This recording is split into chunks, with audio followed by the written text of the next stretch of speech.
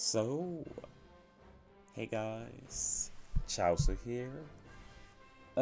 It's finally time to tackle this topic. People have been asking me to do it, and it's not like I'm reluctant to talk about it. I always talk about every topic, especially ones that affect people going hard in modes for rankings.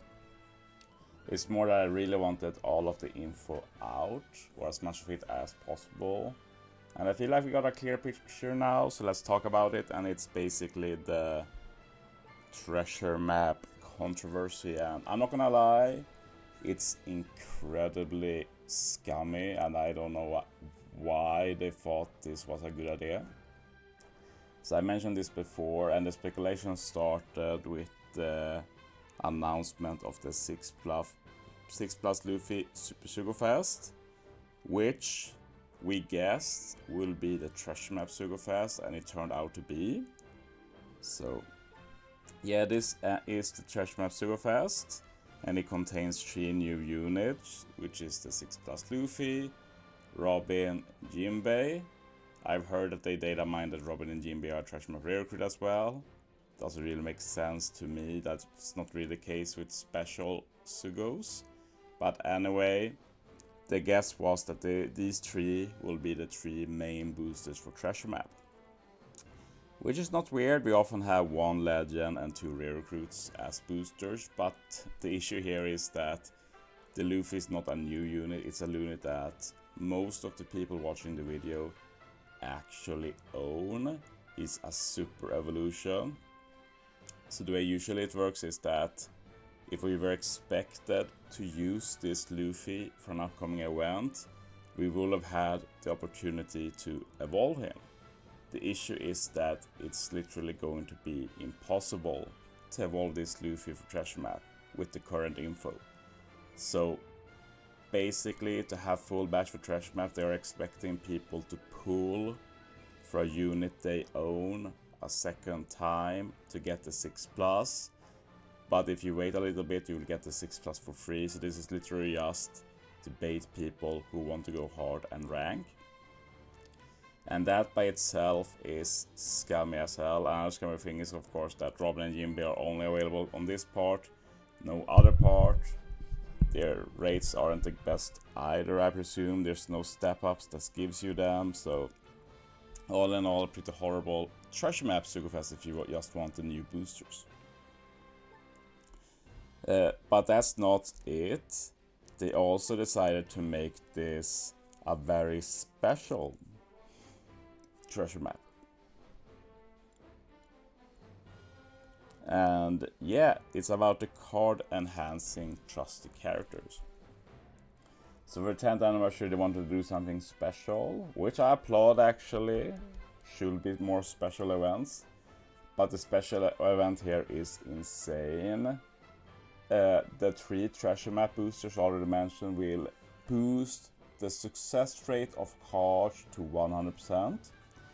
I'm sure everybody here has experienced cards in treasure map, probably without boosters, and then usually have like 30% success rate, 50% success rate, 70 maybe with full batch, very rarely 100%. But now all of those percentages with new batch gets changed to 100%, which is insane. This is 100% going to be the first treasure map where we hit nav level 1000. Nav level 1500 might even be possible.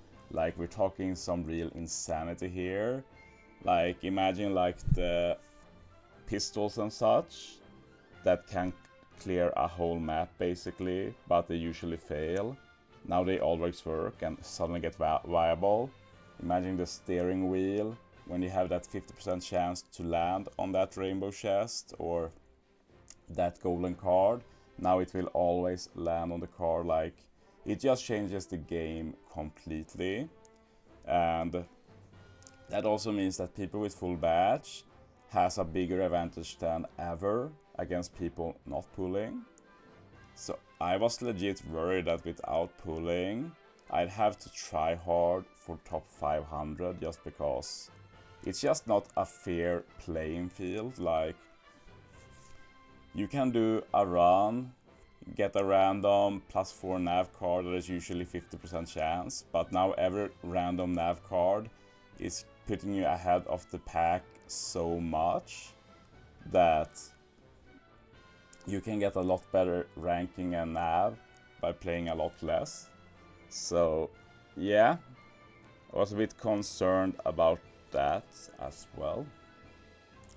But yeah, basically people will really struggle to get the rank they'd expect to get. Like, we already have the Anni effect. This is always the most competitive treasure map. Add this on top of it, so not pulling on the 6+ Luffy Sugo Fest is going to make ranking, no matter what your goal is, rough for this treasure map, basically. As for what they do, the boosters, as you see, Luffy, Robin, Jinbei, they are the biggest boosters. And all of them have a 100% effect. So Luffy is the steering wheel, which ironically is probably the least valuable. Like, it's good of course, but you can actually get away with not pulling Luffy, which is good. But it feels like it's pretty hard to pull the rare recruits on that Suga as well. I speak from experience. I pull a bit that I haven't uploaded. I'll probably upload tomorrow. And you also get more points from slingshot pistol cannon cards. Is that written wrong? That doesn't make sense to me. Oh yeah, they do give points when you defeat enemies, but that is basically irrelevant. So yeah, it's just steering wheel 100%. Robin is the slingshot pistol cannon, and those are not as important. But like, imagine getting a cannon, kill 3 enemies, usually it's like 50%. Each roll, you kill maybe 1. Now you will always defeat every single one. So these cards are actually going to be really good for once. So Robin is definitely nice to have as well, and will add a lot of speed to runs. And then finally we have Jinbei, who is the most absurd. He boosts success chance of siege shard cards to 100%. This is the nav skip card, so that you can get higher and higher nav level. This is what's going to allow people to get up towards nav 1000 and such. So it's just insane that they're doing this, and they're doing this on this scummy way of locking it between the 6+ Luffy Sugo and not giving us a way to evolve him. From what we know, we're getting like a few skulls from Treasure Map, none from Blitz. The running guess is that Treasure Map plus Kizuna will give 5 skulls. But we don't have confirmation, which is also weird. Like, Bandai usually tells us how to get the materials to evolve these 6+ Super Sugos, but for Luffy, radio silence. We only know from data mines with treasure map rewards and such. So, of course, if you have pulled in Anni, you're still going to get an easier time building, since all of them are high boosters. And if you have 2 Shanks here, you have 2 high boosters, one for a boss, one for a mini boss and such, so pretty useful. Other than that, the only legends boosted are Vegapunk, Lao Beppo, Kid Killer, so yeah, if you didn't pull, this is going to be a rough time. Yamato is also here. We're going to be having Yamato by the time this starts, since by the time Treasure Map start, the co-op is over, Grand Feast Sugo is over, so yeah. With that said, I feel like I've given some well-deserved criticism here that they deserve, but I want to flip to the other side of the coin. 2 things that are on the other hand side of the spectrum. I'm not going to say that they are positives, but noteworthy to mention. The first thing is the 6+ Luffy Sugo. It's probably one of the best Sugos we've ever got in this game, in terms of getting limited units. Remember that every unit here is 0.5% chance, so that means that in terms of Super Sugos, we have 1, 2, 3, 4.5% chance to pull a Super Sugo. Not all of them are super desirable, but for like newcomers and such, very cool. They also skip out on using Kisuna currency, which is very hard to come by. But not only there, we have a ton of trash map exclusives too, so it's like 1, 2, 3, 4, 5, 6, 7% chance of a trash map exclusive. Add that to Super Sugo Fest, we're getting 11.5% chance of getting a limited unit. That's easily the best on any Sugo Fest ever. It's pretty insane. So yeah, I do want to highlight that. So it's not a bad Sugo to pull on. The main issue is, of course, we have some other Sugos going on as well, and people are usually not made of money, so to say. And another side of the conversation for me personally is the fact that this is going to be fucking awesome as a competitor. Like, if you have the full batch and do this treasure map, it's going to feel so good after all of that frustration we get from cards to have one treasure map where we say, F it, let's go, let's just destroy this treasure map completely. So I am looking forward to that myself. And as a personal side note, I suddenly have a lot of free time next week. I get Wednesday off, so I'm going to be streaming, basically going to do a very long stream at the start of treasure map.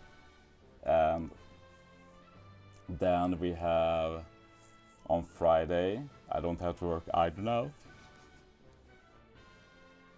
So it basically means I have 4 out of 5 days where I can just no-life this if I want, and I probably will.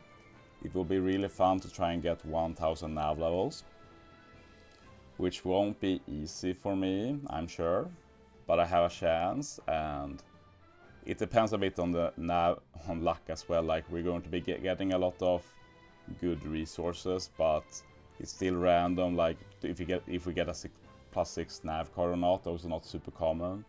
Like, if you get a bit lucky with those, you can just rocket up in nav very fast. So yeah, from that perspective, I'm looking forward to this treasure map, but I think that won't be a lot of the player base for most. This will just be a point of big stress, and I sympathize with that. And if I had to choose, they wouldn't have gone this route. Like, I'm pretty okay with the 100% stuff, but they should have tied them to the Anni stuff or made a pure filler treasure map Sugo for those who care. Now we just feel hard done by when it is 10th Anni stuff boosting, but it's like the scam Sugo that is the boosting one. Anyway, enough rambling about that. Let me know what you think down below. Are you upset? Are you excited for a treasure map? Let me know. So yeah. Thanks for watching, guys. See you next time.